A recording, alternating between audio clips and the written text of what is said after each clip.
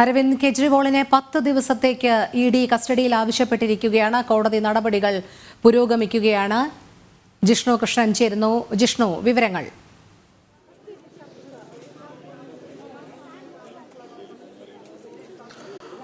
Rohini, Delhi rose avenue കോടതിയിൽ നടപടികൾ പുരോഗമിക്കുകയാണ്. 2 മണിയോട് കൂടിയാണ് അരവിന്ദ് കെജ്രിവാളിനെ ഇവിടെ കോടതിയിൽ ഹാജരാക്കിയത്. 2:10 കൂടി തന്നെയും ഈ വാദം ആരംഭിച്ചിരുന്നു. ഇപ്പോൾ ഏകദേശം 2 മണിക്കൂർ നീണ്ടു നിൽക്കുകയാണ് ഈ ഡൽഹി റോസ് അവന്യൂ കോടതിയിലെ വാദം. ആദ്യം എൻഫോഴ്സ്മെന്റ് ഡയറക്ടറേറ്റിന് വേണ്ടി അഡീഷണൽ സോളിസിറ്റർ ജനറൽ SV രാജുവാണ് വാദം ഉന്നയിച്ചിട്ടുള്ളത്. റിമാൻഡ് റിപ്പോർട്ട് സമർപ്പിച്ച ശേഷം 10 ദിവസത്തെ കസ്റ്റഡി കാലാവധിയാണ് ഇഡി ആവശ്യപ്പെട്ടിട്ടുള്ളത്. ഈ കേസിലെ മുഖ്യ സൂത്രധാരകൻ അരവിന്ദ് കെജ്രിവാളാണ്.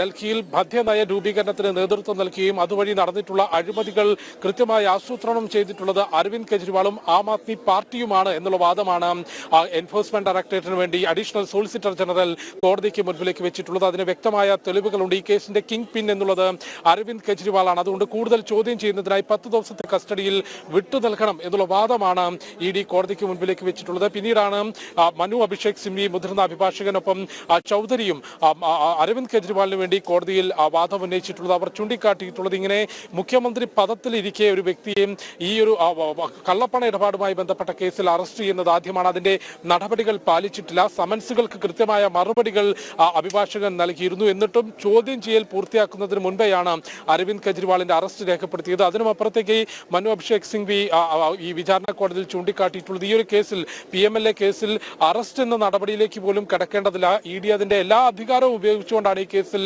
അരവിന്ദ് കെജ്രിവാളിന്റെ അറസ്റ്റിന് തയ്യാറായിട്ടുള്ളത്. അതുകൊണ്ട് കോടതി റബ്ബർ സ്റ്റാമ്പ് ആവരുത് എന്നൊരു വാദം മനു അഭിഷേക് സിംഗ്വി കോടതിക്ക് മുൻപിലേക്ക് വെച്ചിട്ടുണ്ട്. ഏതായാലും ഇപ്പോഴും അരവിന്ദ് കെജ്രിവാളിന് വേണ്ടി മുതിർന്ന അഭിഭാഷകരായിട്ടുള്ള മനു അഭിഷേക് സിംഗ്വിയും ചൗധരിയും വാദങ്ങൾ മുൻപോട്ട് വെക്കുകയാണ്. നമുക്ക് ഈ നിയമവിദഗ്ധർ ഉൾപ്പെടെ ചൂണ്ടിക്കാണിക്കുന്നത് കേസിൽ ഏതായാലും അരവിന്ദ് കെജ്രിവാളിനെ ഇഡിയുടെ കസ്റ്റഡിയിലേക്ക് വിടാൻ തന്നെയാണ് സാധ്യത. അതായത് സാധാരണഗതിയിൽ അതിനുള്ള സാധ്യതയാണുള്ളത്. ഇഡി 10 ദിവസത്തെ കസ്റ്റഡി കാലാവധി ആവശ്യപ്പെട്ടിട്ടുണ്ടെങ്കിൽ പോലും അതിൽ ചുരുങ്ങിയ ദിവസങ്ങളിൽ ഒന്നുകിൽ 5 ദിവസത്തേക്കോ അല്ലെങ്കിൽ 7 ദിവസത്തേക്കോ അതിൽ കുറഞ്ഞ ദിവസത്തേക്കോ ഇഡി കസ്റ്റഡിയിലേക്ക് ചോദ്യം ചെയ്യുന്നതിനായി അരവിന്ദ് കെജ്രിവാളിനെ വിട്ടു നൽകാനുള്ള സാധ്യതയാണ് നിയമവിദഗ്ധർ ചൂണ്ടിക്കാട്ടുന്നത്. അതിനപ്പുറത്തേക്ക് അസാധാരണമായ എന്തെങ്കിലും ഇടപെടൽ കോടതിയുടെ ഭാഗത്തുനിന്ന് ഉണ്ടാകുമോ എന്നുള്ളത് നോക്കിക്കാണേണ്ടതാണ്. അത്തരത്തിൽ എന്തെങ്കിലും ഇടപെടൽ ഈ കേസിൽ ഉണ്ടാകുമെന്ന് തോന്നുന്നില്ല എന്നാണ് നമുക്ക് ഈ കേസിലെ തന്നെ മുൻപ് അറസ്റ്റിലായിട്ടുള്ള പ്രതികളുടെ കോടതിയിലെ വ്യവഹാരങ്ങൾ പരിശോധിക്കുമ്പോൾ മനസ്സിലാക്കേണ്ടത്. നേരത്തെ തന്നെ അറസ്റ്റിലായിട്ടുള്ള അരവിന്ദ് കെജ്രിവാൾ മന്ത്രിസഭയിലെ രണ്ടാമനായിട്ടുള്ള ഉപമുഖ്യമന്ത്രിയായിട്ടുള്ള മനീഷ് സിസോദിയാണെങ്കിലും ഇപ്പോൾ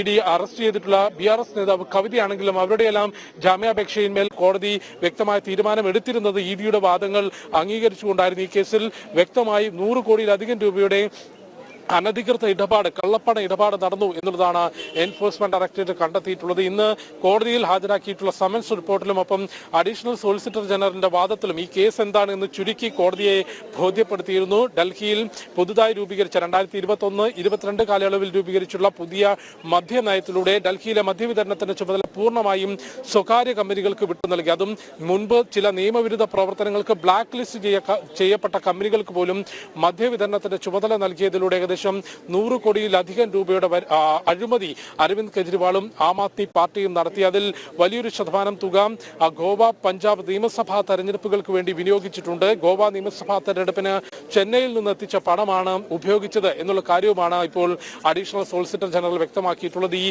അഴിമതിക്ക് ഇടനിലക്കാരനായി നിന്നിട്ടുള്ളത് സർക്കാരിനും ദക്ഷിണേന്ത്യയിലെ കമ്പനികൾക്കുമിടയിൽ ഇടനിലക്കാരനായി നിന്നിട്ടുള്ളതും ഈ അഴിമതി നടത്തിയിട്ടുള്ളതും വിജയ് നായരാണ്. വിജയ് നായരെ ചോദ്യം ചെയ്തതിൽ നിന്ന് ആം ആദ്മി പാർട്ടിക്കും ഒപ്പം ആം ആദ്മിയുടെ ദേശീയ കൺവീനറും ഡൽഹി മുഖ്യമന്ത്രിയുമായിട്ടുള്ള അരവിന്ദ് കെജ്രിവാളിന്റെ പങ്കിനെ കുറിച്ച് വളരെ വ്യക്തമായ വിവരങ്ങൾ ലഭിച്ചിട്ടുണ്ട് എന്നുള്ളതാണ് എൻഫോഴ്സ്മെന്റ് ഡയറക്ടറേറ്റ് കോടതി അറിയിച്ചിട്ടുള്ളത്. ഏതായാലും വാദം ഏകദേശം 2 മണിക്കൂറിലധികം നീണ്ടു നിൽക്കുന്നു. കോടതിയുടെ നിരീക്ഷണവും ഇടപെടലും തീരുമാനവും എന്താകുമെന്നുള്ളത് ഏറെ നിർണായകമാകും. ഇന്നലെ ഈ കേസിൽ മദ്യനയ അഴിമതി കേസിൽ ഏറെ നിർണായകമായ ഒരു ഇടപെടലായിരുന്നു എൻഫോഴ്സ്മെന്റ് ഡയറക്ടറേറ്റിന്റെ ഭാഗത്തുനിന്നുണ്ടായത്. വൈകിട്ട് 7 മണിയോടുകൂടി അരവിന്ദ് കെജ്രിവാളിന്റെ സിവിൽ ലൈനിലുള്ള ഔദ്യോഗിക വസതിയിലെത്തുകയും 2 മണിക്കൂറോളം ചോദ്യം ചെയ്തതിനു ശേഷം അറസ്റ്റ് മെമ്മോ നൽകിക്കൊണ്ട് 11 മണിയോടുകൂടി ഇഡി ഓഫീസിലേക്ക് എത്തിക്കുകയുമാണ് ഉണ്ടായിരുന്നത്. അതോടുകൂടി രാജ്യത്ത് മുഖ്യമന്ത്രി പദത്തിലിരിക്കുകയും ഇത്തരത്തിൽ അന്വേഷണ ഏജൻസിയുടെ അറസ്റ്റിലാകുന്ന ആദ്യത്തെ വ്യക്തിയായി അരവിന്ദ് കെജ്രിവാൾ മാറി. നേരത്തെ പല മുഖ്യമന്ത്രിമാരും അന്വേഷണ ഏജൻസികളുടെ നടപടികൾക്കും ജയിലിൽ വരെ പോകേണ്ടി വന്നിട്ടുണ്ട്. ലാലു പ്രസാദ് യാദവ് ആണെങ്കിലും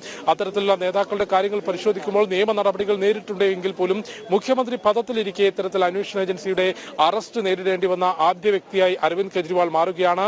ഈ ഒരു അറസ്റ്റിൽ നിന്ന് ജനങ്ങളുടെ ശ്രദ്ധ തിരിക്കുന്നതിന് അല്ലെങ്കിൽ ഈ ഒരു കേസിന്റെ മെറിറ്റ് സംസാരിക്കുന്നതിന് പകരം വലിയ പ്രതിഷേധങ്ങൾ ഡൽഹിയിൽ തെരുവിൽ പ്രത്യേകിച്ച് രാവിലെ ITO ജംഗ്ഷനിലെല്ലാം തന്നെ വലിയ രീതിയിൽ റോഡ് ഉപരോധിച്ചുകൊണ്ട് ഈ ഒരു വലിയ സമരത്തിലേക്ക് അന്തരീക്ഷം സൃഷ്ടിക്കുന്ന തരത്തിലുള്ളൊരു സമര രീതിയിലേക്ക് ആം ആദ്മി പ്രവർത്തകർ പോയിരുന്നു. അതിന് പ്രധാനപ്പെട്ട കാര്യം അഴിമതിക്കെതിരെ സംസാരിച്ചുകൊണ്ട് അഴിമതിക്കെതിരെ മുദ്രാവാക്യം വിളിച്ചുകൊണ്ടാണ് ആം ആദ്മിയും അരവിന്ദ് കെജ്രിവാളും ഡൽഹിയിലേക്ക് ജനങ്ങൾക്കിടയിലേക്ക് കടന്നു വന്നിട്ടുള്ളത്. ജനങ്ങൾക്ക് വൈദ്യുതിയും ഗ്യാസും വെള്ളവും ഉൾപ്പെടെ സൗജന്യം നൽകിക്കൊണ്ട് മറുവശത്ത് കോടിക്കണക്കിന് രൂപയുടെ അഴിമതി അരവിന്ദ് കെജ്രിവാൾ മന്ത്രിസഭയും സർക്കാരും പാർട്ടിയും നടത്തിയെന്നുള്ള വിവരമാണ് ഇപ്പോൾ പുറത്തു വരുന്നത്. ഏതായാലും ഏറെ നിർണായകമായ വാദം, മദ്യനയ അഴിമതി കേസിൽ ഏറ്റവും നിർണായകമായ വാദം എനിക്ക് പിറകിൽ കാണുന്ന റോസ് അവന്യൂ കോടതിയിൽ ഇപ്പോൾ കോടതി മുറിക്കുള്ളിൽ പുരോഗമിക്കുകയാണ്. ഏകദേശം 2 മണിക്കൂറായി ആ വാദം പുരോഗമിക്കുന്നു. എൻഫോഴ്സ്മെന്റ് ഡയറക്ടറേറ്റ് 10 ദിവസത്തെ കസ്റ്റഡി കാലാവധിയാണ് ആവശ്യപ്പെട്ടിട്ടുള്ളത്. എന്നാൽ കോടതിയുടെ തീരുമാനം എന്താകുമെന്ന് നോക്കിക്കാണേണ്ടതാണ്. ഈ ഒരു കേസിൽ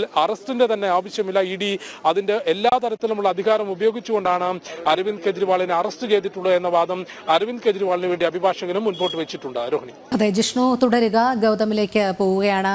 ഗൗതം, അഴിമതി തുടച്ചു നീക്കും എന്ന പ്രഖ്യാപനവുമായിട്ടാണ് അരവിന്ദ് കെജ്രിവാൾ രാഷ്ട്രീയ പാർട്ടി രൂപീകരിക്കുന്നതും പിന്നീട് പൊതുജനങ്ങളെ കയ്യിലെടുക്കുന്നതിന് വേണ്ടി വലിയ വാഗ്ദാനങ്ങൾ നൽകിയ ഒരു കൺകെട്ടു വിദ്യയിലൂടെ മുഖ്യമന്ത്രി പദത്തിലേക്ക് എത്തുകയുമായിരുന്നു.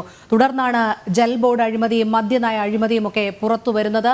കോടികളുടെ അഴിമതിയിൽ മുഖ്യ സൂത്രധാരൻ അരവിന്ദ് കെജ്രിവാൾ എന്നുള്ള നിർണായക വിവരങ്ങൾ ED കണ്ടെത്തുമ്പോഴേക്കും എന്താണ് യഥാർത്ഥ മുഖം AAPയുടെ എന്നും ഭാരതമൊട്ടാകെ തെളിഞ്ഞിരിക്കുകയാണ്. നമുക്ക് ഈ കേസിന്റെ നാൾവഴികൾ പരിശോധിക്കുകയാണെങ്കിൽ എങ്ങനെ കാണാം? രോഹിണി, ആം ആദ്മി പാർട്ടിയുടെ തനിനിറം വ്യക്തമാകുന്നതാണ്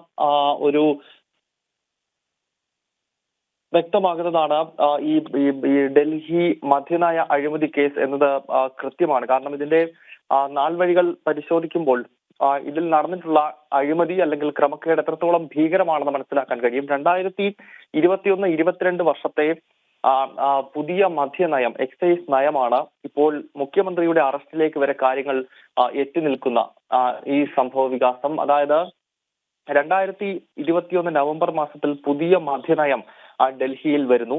അതിലൂടെ സർക്കാർ ലക്ഷ്യമിടുന്നത് രാജ്യ തലസ്ഥാനമായ ഡൽഹിയെ 32 സോണുകളാക്കി തരംതിരിക്കുക.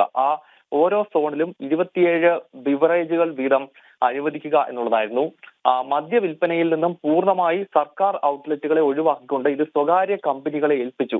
അതിലൂടെ ഉണ്ടായ സംഭവം മദ്യ ഉപയോഗം അതിഭീകരമായി ഉയർന്നു എന്നുള്ളത് അതിന്റെ ഒരു ഘടകമാണ്. കാരണം സ്വകാര്യ കമ്പനികൾക്കിടയിൽ വലിയ മത്സരബുദ്ധി ഈ മദ്യ വിൽപ്പനയുമായി ബന്ധപ്പെട്ടുണ്ടാകും. അതിന്റെ അടിസ്ഥാനത്തിൽ ഒരു കുപ്പിക്ക് 1 കുപ്പി ഫ്രീ വരെ കൊടുക്കുന്ന അവസ്ഥ ഡൽഹിയിൽ ഉണ്ടായിരുന്നു. അതായത് മദ്യപാനികൾ കൂടുതൽ മദ്യത്തിന് അഡിക്റ്റ് ആകുന്ന സാഹചര്യം പോലും ഈ 2021 നവംബർ മുതൽ 2022 ജൂലൈ മാസം വരെ നീണ്ടുനിന്ന ഈ മദ്യനയത്തിന്റെ ഭാഗമായി ഉണ്ടായി. അതിലൂടെ നിരവധി ചെറുപ്പക്കാരുൾപ്പെടെ ഈ മദ്യത്തിന് അഡിക്റ്റ് ആകുന്ന സാഹചര്യമൊക്കെ നമ്മൾ ഈ മദ്യനയവുമായി ബന്ധപ്പെട്ട് കണ്ടതാണ്. അപ്പോൾ അങ്ങനെ രൂപീകരിച്ച മദ്യനയത്തിന്റെ ഭാഗമായി സ്വകാര്യ കമ്പനികൾക്കിടയിൽ മത്സരം വരുന്നു. ഈ ലൈസൻസ് സ്വകാര്യ കമ്പനികൾക്ക് നേടിക്കൊടുക്കുന്നതിനായി വലിയ തോതിൽ ഇടനിലക്കാരുണ്ടാകുന്നു. അതിലൂടെ ഏതാണ്ട് 600 കോടി എന്നാണ് ഇപ്പോൾ എൻഫോഴ്സ്മെന്റ് ഡയറക്ടറേറ്റ് കോടതിയിൽ വ്യക്തമാക്കിയിരിക്കുന്നത്. 600 കോടി രൂപ ഈ ഇടനിലക്കാർക്കും ആം ആദ്മി പാർട്ടിക്കും ഈ ലൈസൻസ് നൽകിയതുമായി ബന്ധപ്പെട്ട് ലഭിച്ചു എന്നുള്ളതാണ്. അങ്ങനെ സ്വകാര്യ കമ്പനികൾക്ക് വില കുറച്ച് ലൈസൻസ് അനുവദിച്ചതിലൂടെ, കൃത്യമായ ലേലവും മറ്റും നടക്കാതെ ലൈസൻസ് അനുവദിച്ചതിലൂടെ ഖജനാവിന് ഏതാണ്ട് 500 കോടിയിലധികം നഷ്ടമുണ്ടായി എന്നാണ് നിലവിലെ കണക്കുകൾ.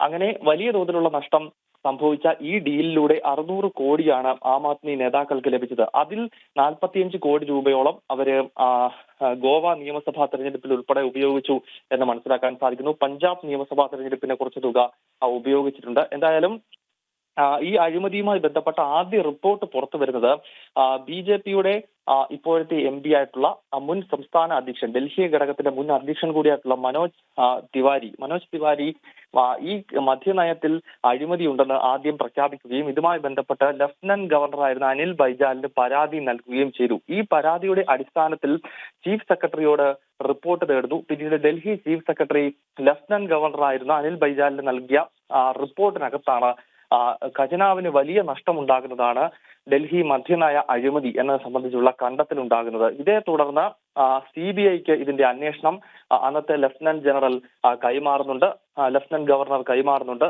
അതിനുശേഷമാണ് പിന്നീട് CBI അന്വേഷണവും CBIക്ക് ശേഷം എൻഫോഴ്സ്മെന്റ് ഡയറക്ടറേറ്റും ഈ കേസിന്റെ അന്വേഷണം ഏറ്റെടുക്കുന്ന ഒരു സാഹചര്യം രൂപപ്പെടുന്നത്. അങ്ങനെ ആദ്യം മനീഷ് സിസോദിയെ ചോദ്യം ചെയ്തു. കാരണം എക്സൈസ് മന്ത്രിയായിരുന്നത് ഉപമുഖ്യമന്ത്രി കൂടിയായ മനീഷ് സിസോദിയാണ്. മനീഷ് സിസോദിയെ ചോദ്യം ചെയ്യുന്നതിലൂടെ നിരവധി തെളിവുകൾ ഈ ക്രമക്കേട് സംബന്ധിച്ച EDക്ക് ലഭിക്കുന്നുണ്ട്. തുടർന്ന് കഴിഞ്ഞ വർഷം ഫെബ്രുവരി മാസത്തിൽ മനീഷ് സിസോദിയ അറസ്റ്റിലാകുന്നു. അതിനുശേഷം പിന്നീട് കഴിഞ്ഞ വർഷം ഒക്ടോബർ മാസത്തിലാണ് രാജ്യസഭാ അംഗമായിട്ടുള്ള സഞ്ജയ് സിംഗിനെ ED കസ്റ്റഡിയിൽ എടുക്കുന്നത്. ഒപ്പം K കവിതയ്ക്കും ഈ ഡീലുമായി വലിയ പങ്കുണ്ട്. കാരണം സൗത്ത് ഗ്രൂപ്പിന്റെ ഇടനിലക്കാരിയായി K കവിത പ്രവർത്തിച്ചു എന്നാണ് മനസ്സിലാക്കാൻ കഴിയുന്നത്. സൗത്ത് ഗ്രൂപ്പിന്റെ പല പ്രധാനപ്പെട്ട തസ്തികകളിൽ ഇരിക്കുന്ന ആളുകൾ കവിതയുമായി അടുത്ത ബന്ധമുള്ളവരാണ്. അതിനാൽ ഈ ഒരു ഡീലിൽ K കവിതയ്ക്കുള്ള പങ്ക് എന്താണ് എന്നത് സംബന്ധിച്ച് EDയുടെ കയ്യിൽ കൃത്യമായ തെളിവുകളുണ്ട്. അതിന്റെ അടിസ്ഥാനത്തിലാണ് കഴിഞ്ഞ മാർച്ച് 16 തീയതി എൻഫോഴ്സ്മെന്റ് ഡയറക്ടറേറ്റ് ഹൈദരാബാദിൽ നിന്നും കവിതയെ കസ്റ്റഡിയിലെടുത്തത്. അങ്ങനെ ആം ആദ്മി പാർട്ടിയുടെയും ഒപ്പം K കവിത എന്ന തെലങ്കാന ഭാരത് രാഷ്ട്ര സമിതിയുടെയും മുൻപ് തെലങ്കാന രാഷ്ട്ര സമിതിയായിരുന്നു, പിന്നീട് ഭാരത് രാഷ്ട്ര സമിതി എന്ന പേരിൽ ദേശീയ തലത്തിൽ പ്രവർത്തിക്കാൻ ലക്ഷ്യമിട്ട പാർട്ടിയുടെ MLC ആയിട്ടുള്ള കവിത അറസ്റ്റിലാകുന്നു. അതിനുശേഷമാണ് ഇപ്പോൾ അരവിന്ദ് കെജ്രിവാളിലേക്കും ഇതിന്റെ അന്വേഷണം എത്തുന്നത്. ഈ ഘട്ടത്തിൽ, അതായത് ഇതിന്റെ അന്വേഷണം അതിന്റെ അവസാന ഘട്ടത്തിലേക്ക് നീങ്ങുന്ന ഈ നിമിഷത്തിൽ ഇപ്പോൾ റോസ് അവന്യൂ കോടതിക്കകത്ത് വാദിക്കുന്ന ED ചൂണ്ടിക്കാണിക്കുന്നത് ഈ ഒരു ഇടപാടിന്റെ ഏറ്റവും പ്രധാനപ്പെട്ട സൂത്രധാരൻ എന്ന് പറയുന്നത് അരവിന്ദ് കെജ്രിവാൾ ആണ് എന്നുള്ളതാണ്. അങ്ങനെ വരുമ്പോൾ രാജ്യം ഞെട്ടിയ അല്ലെങ്കിൽ രാജ്യം ചർച്ച ചെയ്ത ഇത്ര ഭീകരമായ ഒരു കുംഭകോണത്തിന്റെ ഏറ്റവും പ്രധാനപ്പെട്ട സൂത്രധാരൻ മുഖ്യമന്ത്രി തന്നെ ആയിരുന്നു എന്നതാണ് കേന്ദ്ര ഏജൻസി കണ്ടെത്തിയിരിക്കുന്നത്. ഈ ഒരു സാഹചര്യത്തിലാണ് ഇപ്പോൾ അരവിന്ദ് കെജ്രിവാളിനെ 10 ദിവസമെങ്കിലും കസ്റ്റഡിയിലേക്ക് വിടണമെന്ന് ആവശ്യപ്പെട്ടിരിക്കുന്നത്.